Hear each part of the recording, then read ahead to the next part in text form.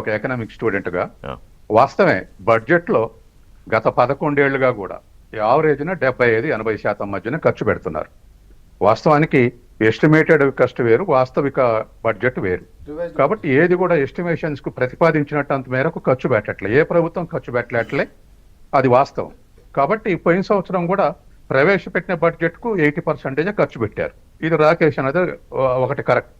అది ఇక దానికి ఇండియాలో కాంగ్రెస్ కమ్యూనిస్టో లేకపోతే బీఆర్ఎస్ తేడా లేదు. రాష్ట్రాలకు ఉన్న క్యాపబిలిటీస్ అవి. కేంద్రం నుంచి ఉదాహరణకు 23-24 ఆఖరి సంవత్సరం బడ్జెట్ కేసీఆర్ గవర్నమెంట్ బడ్జెట్ లో కాంగ్రెస్ బడ్జెట్ చెప్పకండి అన్న. ఒక మాట చెప్తా, మీరు న్యాయం చెప్పేది కూడా వినకపోతే ఎట్లా? చెప్పండి. కేంద్రం నుంచి 40,000 కోట్లు వస్తుందని అంచనా వేశారు రాష్ట్రానికి, కానీ 10,000 కోట్లే వచ్చింది. ఏది బీఆర్ఎస్ గవర్నమెంట్ లో ఆఖరి సంవత్సరం ఫైనాన్షియల్ ఇయర్ లో. కాబట్టి ఖర్చు పెట్టలేరు. ఇప్పుడు కాంగ్రెస్ పరిస్థితి కూడా అదే. కాబట్టి ఏ ప్రభుత్వం ఉన్నా రాష్ట్ర ప్రభుత్వాలకు ఉండే వనరుల్లో లిమిటేషన్స్ ఉండటం వల్ల ఖర్చు లేకపోతే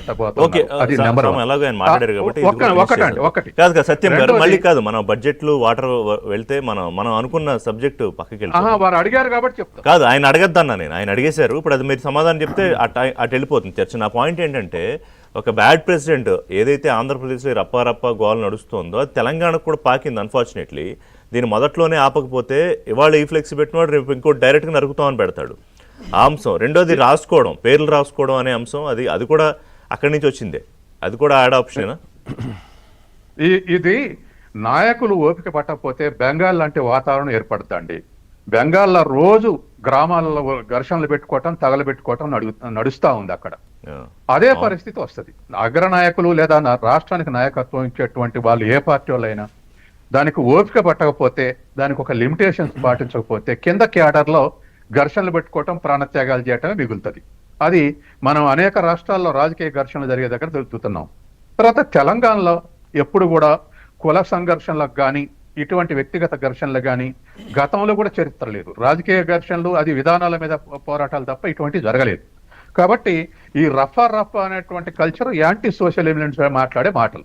ఎవరైనా మాట్లాడినివ్వండి, ఆంధ్రాలో వైసీపీ మాట్లాడండి, తెలుగుదేశం మాట్లాడండి, ఇక్కడ కూడా ఎవరైనా మాట్లాడినివ్వండి. అది అటువంటి కల్చర్ ని రాజకీయ నాయకులే అదేదో గ్లామరస్ ఉంది ఆ మాట అని చెప్పేసి మాట్లాడితే కింద క్యాడర్ కు ఇంకా ఎక్కువ శౌర్యం వచ్చి ఇదే పరిస్థితి రాజకీయ ఘర్షణలకు దారితీసే అవకాశం ఉంది. కాబట్టి తెలంగాణకు ఆ కల్చర్ను రానివద్దు. అటువంటి పరిస్థితిని నాయకులు ఆహ్వానిస్తే క్యాడర్ దానికి బలైపోతారు.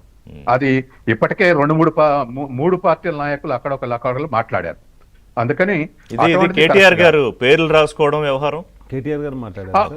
అది కేటీఆర్ రాసిన. ఇప్పుడు ఒకటి కేటీఆర్ గారు కూడా ఇండివిజువల్ గా హీరోయిన్ కనిపిస్తుంది. కేటీఆర్ కూడా యంగ్ ఫెలో కాబట్టి ఇండివిజువల్ గా హీరోయిన్ కనిపిస్తుంది, కానీ విధానాలకే కట్టుబడాలి. కేటీఆర్ కూడా కేసీఆర్ లెక్క విధానానికి కట్టుబడి విమర్శించాలి తప్ప అది కేటీఆర్ అంటే యువతల కాంగ్రెస్ పార్టీ కూడా ఇంకొకైనా అంతకన్నా అగ్రెసివ్ మాట్లాడతారు. చివరికి ఇద్దరు అగ్రెసివ్ మాట్లాడిన వాళ్ళు సమాజానికి హీరోలుగా అవపడతారు, కానీ వాటి రిజల్ట్ ఏమిటో కింద చూస్తే మాత్రం రాంగ్ రిజల్ట్స్ వస్తాయి. కాబట్టి అది పేర్లు రాసుకుంటున్నాం ఇటువంటి. ఇప్పుడు లోకేష్ అన్నాడు నేను రెడ్ బుక్ పెడతానని, అధికారాలు రాకపోతే ఏం చేసేవాడు? నీ రెడ్ బుక్ మీకే అప్పచెప్తున్నావు అనేవాళ్ళు వైసీపీ వాళ్ళు. కాబట్టి ఇది అధికారాలకు వచ్చినా రాకున్నా అసలు ఆ లాంగ్వేజ్ కరెక్ట్ కాదు, ఆ వే ఆఫ్ పాలిటిక్స్ కూడా కరెక్ట్. అది ప్రజల్ని రెచ్చగొట్టడానికి పనికి వస్తుందండి. ఏమిటికి ఉపయోగపడుతుంది? భవిష్యత్ తరాలు ఉపయోగించుకోవు. భవిష్యత్ తరాలు ఎవరు వీటిని గుర్తు చేసుకోరు. కాబట్టి ఏమిటి పనికి వస్తాయి? ఇప్పటికిప్పుడు హీరోయిక్ గా కనపడటానికి పనికి వస్తాయి. ఇదే అంశం మీద రామ్మోహన్ రెడ్డి మాట్లాడతారు. ఒక షార్ట్ బ్రేక్ తర్వాత.